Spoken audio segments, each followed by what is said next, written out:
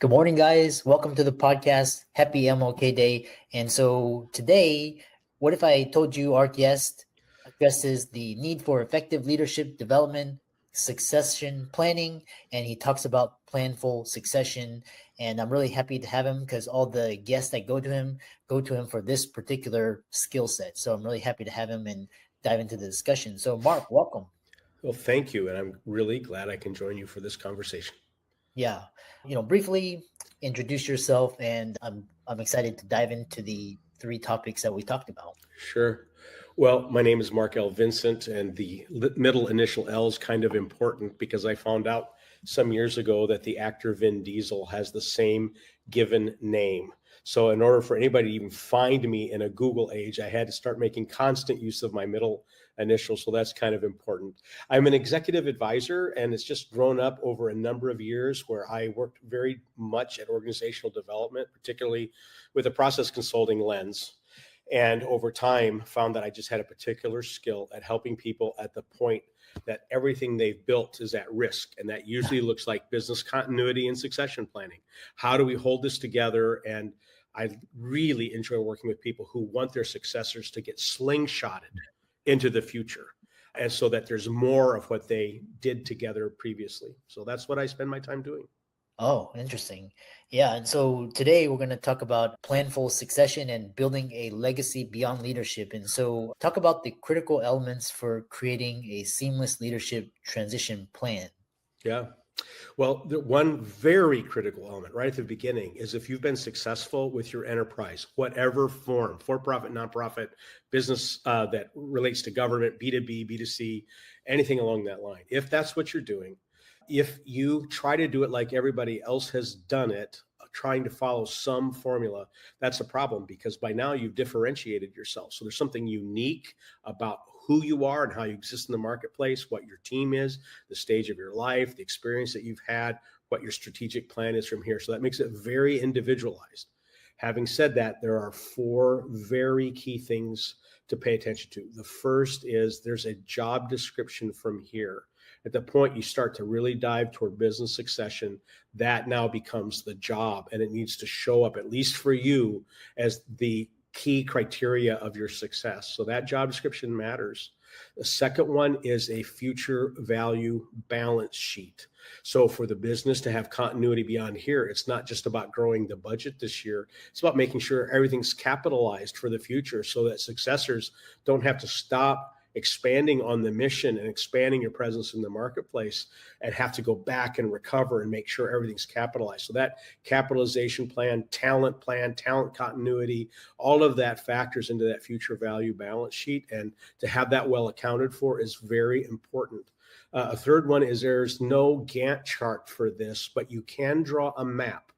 What gets us from here to there so that the different dynamics around talent development, executive leader development, whether you're hiring from the inside or the outside, whether this will go to one person or multiple persons, and do they really own the role? Not just do they think they understand it, but they're actually able to demonstrate that they can carry out what that role will call for. That map is very important, and we could talk about that maybe a bit more. And then the last one is there's a philosophy by which that leader has led.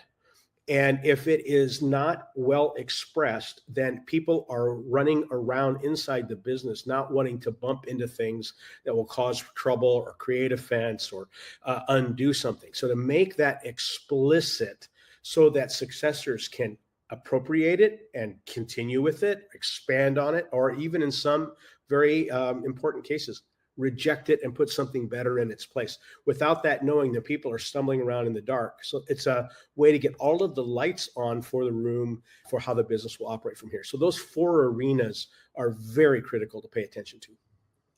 Yeah, I really love that. And the audience is going to get a lot of value from that. Next thing is talking about is a lot of these intentional planning. You talk about it's essential. And then the three terms of executive leadership and what is your framework for the evolving executive role? And we'll dive into it. Yeah, thanks for bringing that one up. The three terms of executive leadership is not something I invented, but we've built on that in very significant ways across the years. And it's a way of mapping out the executive leader's journey. most people will never be in an executive leader position, and they wouldn't want to be. But there are a few people that really demonstrate an ability to think about systems and to think across an organization rather than just an expertise that they carry. So that's the move from the first to the second turn. First turn of our leadership is learning to lead ourselves. And it's while we're developing our skill set and having experiences, and we need opportunity to fail, make mistakes, restart, maybe even change careers while we figure some things out. And in that process, we'll have experiences where people naturally respond to our leadership capacity or they don't, whether we find we want to lead some projects or not. And somewhere along the way, if we really show that aptitude, we may be given opportunity to move into a second turn, which is to run an organization. We might call that having the P&L responsibility, but the buck will start to stop with our responsibility. That stewardship has been handed to us. And in that second turn, we have to learn to lead the organization as well as to learn to lead others. And we succeed there, not by playing on our expertise, but by continuing to learn, just as we did in the first turn. As we rose in our expertise about these skill sets, we kept learning. And so to run a whole organization, we are now responsible for things where we're not expert. That means we have to keep learning. We have to keep organizing people in a way that they trust and want to participate. And there will be a few of those who then lead so well and so strong and long in one place that they have the opportunity to move into what we'll call the third turn while leading an organization. And this usually starts to show up with people at the earliest, might be late 40s. It's often in late 50s and into their 60s, but they're casting forward for the next round of vision or strategy related to it. And they begin to see they won't be in that leadership seat when that strategy goes live and starts to succeed. And that means they've got to have people underneath them ready to step in. And if they haven't addressed it already, it becomes a time quite often of panic because I don't have a successor. We don't have the team that we need. And I could tell you a number of stories where that really did create panic. But that third turn's a very special time where you can, as I said earlier, propel a successor into the future, when you can work at future value and legacy and succession, and you can spend more time generating ideas and seeing them come into being while others are running the business and demonstrating their leadership capacity. So first turn is about where all of us will spend a part of our career. Second turn, the studies that we've worked at show only about 14% of anybody who enters the U.S. employment anyway, about 14% will be invited to lead an organization. And only about 14% of those will have the opportunity to be a third turn leader, or what we might even call a maestro level leader. Interesting. Kind of another topic I have for you is I recently did a video and had a guest, and he was saying that to go and work for a corporation, which in the past that was the smart and safe thing to do. And now the problem with that is corporations can't be trusted. So everybody's going out and creating and starting their own company. So where does executive leadership fall into this? Do you see more people needing the skills, or are they needing to evaluate these in their leaders before they sign up for a company? Yeah. Well, I'm not talking about the economy when I say we're in a growth environment, but we are in a growth environment in that there will always be leaders and ones who aspire to leadership and ones who might be blocked from getting there on the current path that they're on because there are more people. And when that happens, it gives life to more organizations and new ideas. And so there's really a couple of pathways there. One is where an organization really is deliberate about developing executive leaders. And if they're very deliberate about it, they will produce in their incubating system more leaders than they can actually employ. And so the really astute ones will bless their marketplace by helping those people that they're developing land in really pleasant places in other organizations, maybe a vendor, maybe even a competitor, maybe a customer. And then they've got really well-developed leaders in the other organizations that touch their ecosystem. So they don't hardly lose And when they do that really well, they may even have opportunity to recruit them back for a position that is opened up that wasn't open then.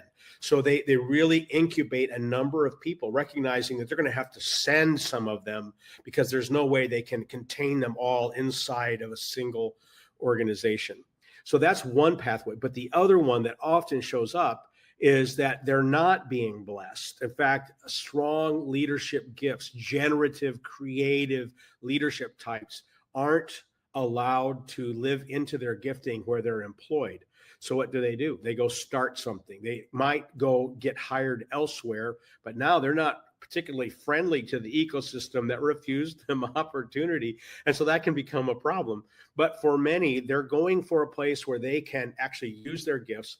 And as you were pointing out, a number of them will just start businesses. They'll just go and show that they can do it, and they'll be doing it because they weren't given opportunity. So they'll bootstrap, they'll do anything to really live into that passion. So those are all pathways.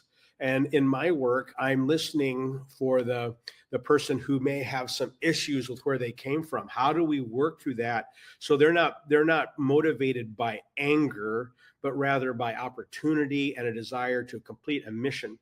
And for those who are inside an organization, they've been blessed and they've had opportunity, they've had maybe even a lot of protection.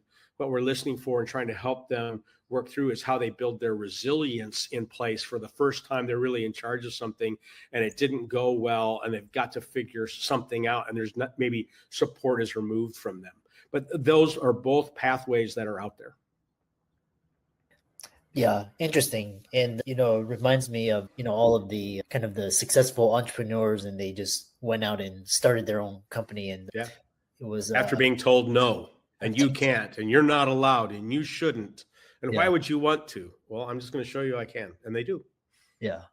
It was interesting because I was having a conversation with another, and he was giving advice to someone who wanted, and he was just saying, just like, why do people go and work for Amazon or Microsoft or Meta when you have all these smart kids and all you got to do is start their own companies, find the problem, solve it? And the guy was like, yeah, it's not that easy. But no, it's not. It's not, and I know because of your background in healthcare, this might be of interest to you. And my own journey in starting a business, it was easier because of that passion to do this kind of work. It was easier to do that than to stay employed. My wife, my first wife, who's now deceased, was very, very ill. And it was before Obamacare and all of the things that have now made some accessibility larger. But I could not control my medical spend, and my company wasn't willing to expand the medical coverage for what became a 15, 16-year disease that my wife had with many procedures. So I got into a spot, started a business to control my own economy so I could determine what I would spend on healthcare benefits. And that's what let me buy, until my wife was on disability, a Cadillac insurance policy where I didn't have to spend all that time, debating and trying to get a deal on the next drug that she had to have, or to try to figure out if I could owe $200 less on the next x-ray. I mean, that just takes up everybody's time. And my entrepreneurial gifts, among many other things, helps us see that through. Yeah. Another question I have for you is, what is Bildung? I love that question. So Bildung is a German word, and it's just one of those words that in English don't translate easily. And we are familiar with some of these words like shalom or aloha or salam or ubuntu.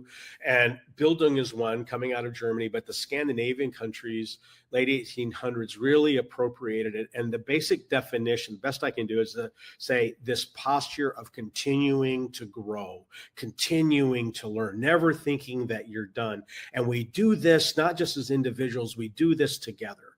So I'd like you to picture some people who worked on farms, field hands in Norway or Sweden, coming in after they've been in the fields all day long. It's sunset in the summer, and which is, very late at night or even early in the morning. And they're going to their little church where there's a meeting room of some kind, and they're teaching each other to read, or talking about what it means to not just be identified with a certain clan, with a family group, but to be a part of a nation, a part of a larger peoplehood who had aspirations for their children and their grandchildren. And this became a major way that the Scandinavian countries, Northern Europe, came through where other countries were the Industrial Revolution. They did not have that same experience. They moved into modernity and now have the government that everybody kind of looks at around the world and says, wow, we wish that we had the infrastructure that you have, the way that you approach education, the way that you offer healthcare and those kinds of things. So Bildung was a national, multi-nation effort to help each other grow and become participants in their own destinies rather than just being told you're a peasant, live on the land, pay the landlord. That's all you can ever be. And carrying that spirit forward is what's being talked about in the modern Bildung movement. How do we not become trapped by the limitations around us and engage in our own learning, and not just for our own benefit and growth, but for all of those we touch, our family, our community, and certainly our descendants. Very interesting. And I just love these terminology and phrases, like the Japanese have ikigai, and yes, also kanai, constant, never ending improvement. Yeah. And there's a weaving happening right now among, let's say, Maori tribes people in New Zealand, and Scandinavians and South Africans and others who might have that terminology in that sense, but they've kind of found each other and say, I think we mean the same thing. Let's talk about how we do this. It's been really cool to watch. Yeah. A follow-up question I have for you, because you talked about groups and you talk about get good at group work, and a lot of the people listening to the show, they're entrepreneurs, they're solopreneurs, they hate group work, but you say it's where most decisions are made that affect our lives. Well, it's true. I mean, the family groups that we're in, the communities that we live in, the governments under which we live and pay taxes have committees, and they have groups, and they make decisions, and it affects larger populations. And so almost anything that we will do, like seeking an investment from a bank, we can't just do it by ourselves. We can't just declare it and therefore it is. We exist in connection with other people. And it's not just then about how do I communicate better and be more persuasive. Those are good things to work on. However, the most important thing to work on is our ability to listen, and to listen so well that we can represent another person's point of view to the end where they would say, yes, you understand me. Yes, you said it better than I did. Because if they're able to do that, now I can say, all right, now that I understand you, and now that I got assurance, and so do you, that I am tuned into what you're talking about. Now I'd like to share with you what my values are. Can we go there now?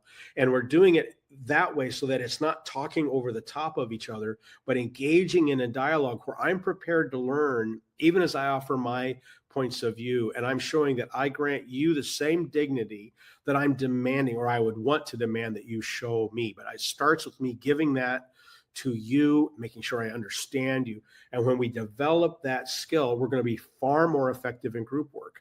And one quick illustration of how this works, and this is something I learned long ago to volunteer for, and found that it's one of the best contributions I can make. I don't need to lead a meeting. I don't need to be a participant at every meeting, but any of them that I'm in, if there is no one there to keep a record of the meeting, I volunteer to do that, so that I am put from the beginning into a listening mode, not into a telling mode.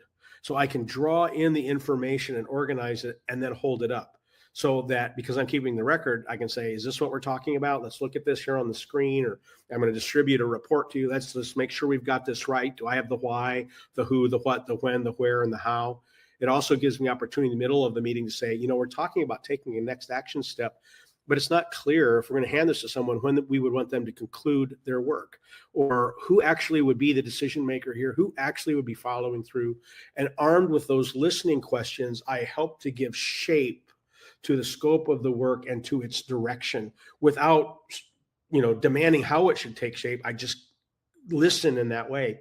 And the more of us who come to a meeting prepared to listen and gather and organize, the better we will be in group work and the more effective and shorter those meetings will be. We won't have to have a meeting about the meeting to recall what we met about and then have faulty memories because we don't have a great record. So group work, the more we do it, the more effective it becomes, the fewer meetings we actually have to have, which is a wonderful outcome. Yeah, so well said. And, the audience can really tell that you're. So follow-up question I have for you is, you talk about process consulting and executive advising, and how are those different than coaching? Oh, that's a favorite question of mine. So coaching tends, it's not exclusive and they're not hard and fast lines, but coaching tends to focus on the individual. And it's often facing forward to what that individual wants to do next. It might touch on their work or on their leadership skills, but it tends to be centered on the individual. Now, I'm going to go over to another side of this pathway and talk about consulting in general, which tends to be more, I call it increasingly contracting or subject matter expertise or being a vendor of information. When you're consulting in that way and more telling, well, now you're not asking and you're offering a framework, a tool, a something that they should then do because you have seen it before and you know well. So coaching, I'm asking, I'm working on the individual. Consulting, I tend to be working more on a solution and it's often organizational. With executive advising, you're living at an intersection of both the organization and the person or people who lead it. And so you're really working at the place they come together. And that intersection builds the capacity of both. As the leaders grow their capacity, it makes it more possible to be lived in the organization. And the more the organization creates capacity, the more it's going to challenge those leaders to grow. And seeing that interplay and helping to coax that along will be the work of executive advising. And this is where the organizational part comes out. Organizations can't just flit around and take their time and say, well, let's talk about this next year or whatever, and continue to succeed. So there's often a time pressure involved. So an executive advisor, without saying, here's what you should do, will often bring the lenses or a framework, a way of seeing what could be addressed, and then can inject those kinds of questions or bring that framework so that as the client participates in the work, they are more ready to learn or to see a possibility and then to begin to have ownership for what they do from there. So that's that way of talking about where executive advising lives. And executive advising can kind of modulate over to coaching or over to straight up subject matter expertise. Process consulting kind of sits underneath that executive advising, which is if I'm that executive advisor and you've invited me to join you into the problem solving, then I'll bring in a more formal way, well, why does this matter to you? And if you're going to address this, who's going to play what role? Who's the decision maker? Who's the funder? Who's going to do the work? Who's supervising? You kind of tease all that out and you kind of work through why, who, what, when, where, how, so that you have a process that reflects the client's desires, their objectives, their words, but now it's mapped. You now have an artifact of that process so you can keep coming back to it, seeing where you were, seeing where you are, and where you'll go next. So process consulting often is a way that the executive advisor can get in and walk alongside a client. Thanks so much for coming on to the podcast, and really great. And, briefly tell people how they can find you, and thanks so much again. Yeah, well, that middle initial L is so important here. So marklvincent.com is a way you can just kind of get access to anything I'm touched with, a few books I've written and the kind of clients I work with. And what I really enjoy is when someone calls up and says, hey, can we talk about something? Have you ever seen anything like this before? And the answer is, you know what? No, probably haven't. This sounds like unique. It sounds like you've succeeded your way into a new problem. And that's why you don't have a great list of resources to go to. So let's dig in and figure stuff out. That's the most fun I get to have. Yes, excellent. And thanks again, and keep up the great work. You as well. I'm really impressed with the legacy that you're building for yourself, and may you succeed in every way.